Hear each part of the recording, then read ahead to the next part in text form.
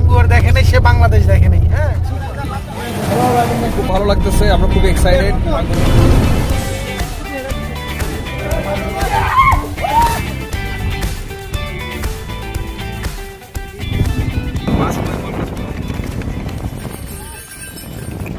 মরিচ ভর্তা। আচ্ছা, এইদিকে একটা ভাই কেমন লাগতেছে? এই যে ভাই সেই লাগতেছে, সেই না কাইম ভাই, কি অবস্থা আপনার? কেমন লাগতেছে? ভালো লাগতেছে। হাওরে যাচ্ছি ঘুরতে। আর আমরা যেটাকে ফিল আপ করতে যাচ্ছি সেটা হইলো যে টাঙ্গুয়ার দেখে নাই, সে বাংলাদেশ দেখে নাই। হ্যাঁ, সুপার সুপার, ঠিক আছে। তো আমরা বাংলাদেশকে দেখতে যাচ্ছি, আর যারা দেখেন নাই তারা চলে আসবে। আমরা খুব এক্সাইটেড টাঙ্গুয়ার হাওর যাওয়ার জন্য। সো আশা করি খুব মজা হবে। Welcome to my blog. কিছু ভ্রমণ শুধু নতুন কোনো জায়গা দেখার জন্য নয়, কিছু ভ্রমণ হয় ব্যস্ত জীবনের ক্লান্তি ভুলে একটু মুক্ত বাতাসে নিঃশ্বাস নেওয়ার জন্য। প্রতিদিনের কাজ, দায়িত্ব আর ব্যস্ততার মাঝে আমরা অনেক সময় নিজের জন্য একটু সময় বের করতে পারি না। তাই অফিসের কলিগরা মিলে একদিন সিদ্ধান্ত নিলাম, চলুন একটু দূরে কোথাও ঘুরে আসি। যেই কথা সেই কাজ, গন্তব্য সুনামগঞ্জের অপার সৌন্দর্যের টাঙ্গুয়ার হাওর। শুরু হলো আমাদের যাত্রা। বাসে সবাই একসঙ্গে, কেউ গল্প করছি, কেউ আবার হাসি ঠাট্টা করছি, কেউ আবার জানালার বাইরে তাকিয়ে উপভোগ করছি বাংলাদেশের সুন্দর প্রকৃতি। বাস যত সামনে এগিয়ে যাচ্ছিল, সহজের ব্যস্ততা তত পিছনে পড়ে যাচ্ছিল, আর আমাদের সামনে খুলে যাচ্ছিল সবুজ আর নীলের এক অপূর্ব জগৎ।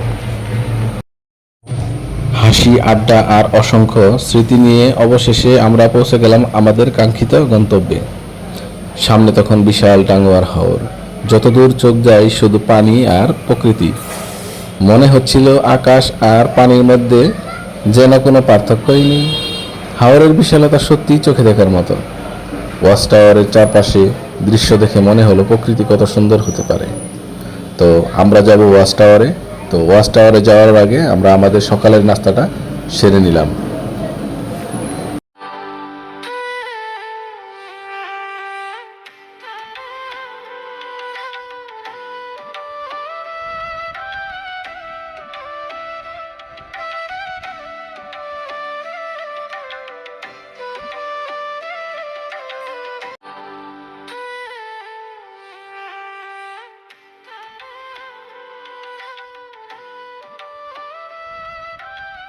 রীতি আমাদের সকালের নাস্তা শেষ। আমাদের নৌকা ওয়াচ টাওয়ারের কাছাকাছি পৌঁছে ছোট নৌকার ভিতরে আমাদেরকে তুলে দেয়। আমরা ছোট নৌকাতে করে ওয়াচ টাওয়ারের উদ্দেশ্যে সবাই মিলে রওনা দিলাম। আরিফ ভাই, আমরা এখন ওয়াচ টাওয়ারে যাচ্ছি। আমরা মেইন বোট থেকে নেমে আর একটা ছোট ডিঙ্গি নিয়ে আমরা ওয়াচ টাওয়ারে যাচ্ছি। খুবই ভালো লাগে। সেখানে আমরা গোসল করবো, সবাই এনজয় করবো। এটা খুবই সুন্দর। বোকার জন্য আস্তাবল মাঝখানে ঢুকে পড়ছে। আমরা সচরাচর এই ধরনের ডিঙি নৌকা বিভিন্ন ব্লগে দেখি, কাশ্মীর তাই না, মুশারফ ফ্রুট চাট বিক্রি করে এখানে। বাট আমাদের বাংলাদেশে দেখতেছি এরা চানাচুর, চিপস, লাল চা বিক্রি করছে। ভালো। বাবু, তোমার চা কত করে? 10 না? চা ভালো তো? একজন চাই।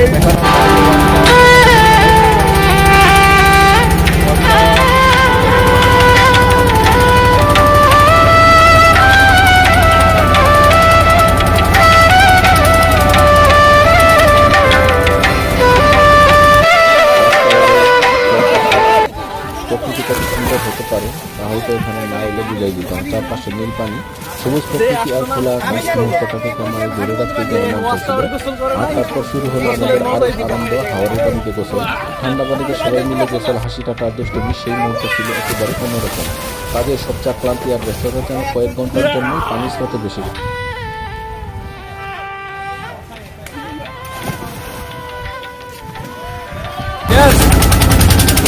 বাগান দেখতে কেমন লাগতেছে? একদম ভালো লাগছে। খুবই সুন্দর, চোখের শান্তি আসলে। মানে আল্লাহ তাআলা এত সুন্দর করেছেন, যেটা আমরা অনেকে বুঝতে পারি না। যতটুকু ঘুরছি ভিডিও কিছু আছে।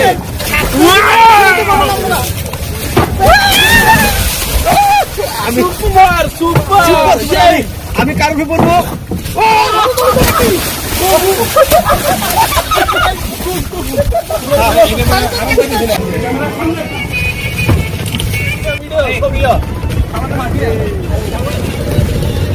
আমি সবাই তার দিয়ে ছিঁড়ে যাচ্ছি এবার সুবিধা না এটা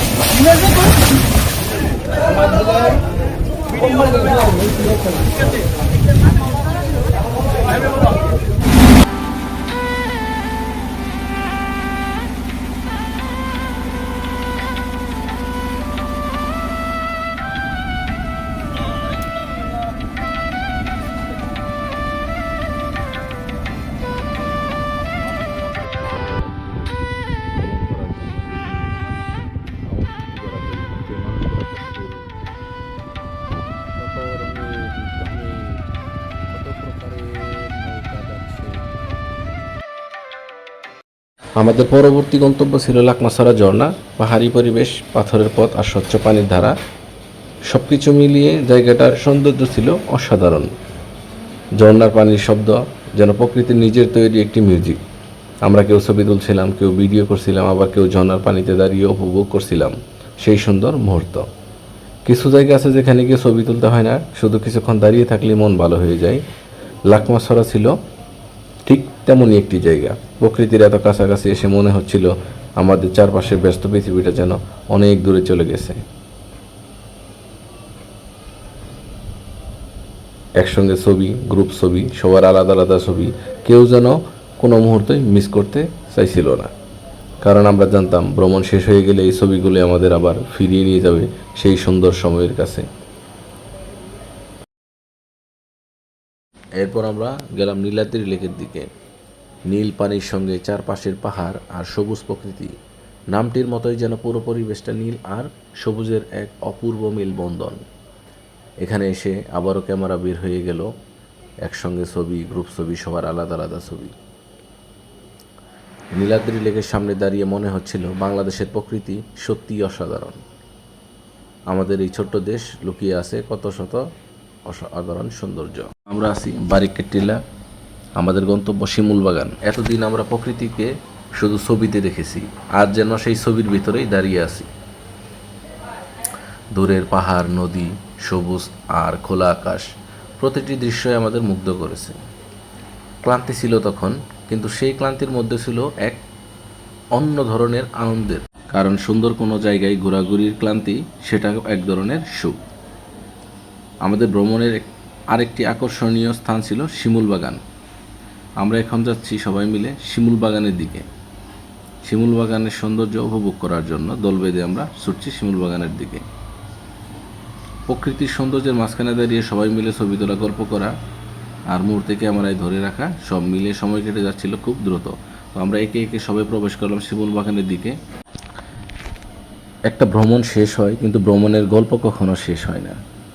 বাসের সেই দীর্ঘ যাত্রা, কলিগদের সাথে হাসি ঠাট্টা, টাঙ্গুয়ার হাওরের বিশাল জলরাশি, ওয়াচ টাওয়ারের দৃশ্য, হাওরের পানিতে গোসল, লাকমাছড়ার ঝর্ণা, নীলাদ্রি লেক, জাদুকাটা নদী, বারিক্কা টিলা, শিমুল বাগান, নৌ ভ্রমণ আর রাতের সেই অসাধারণ মুহূর্ত।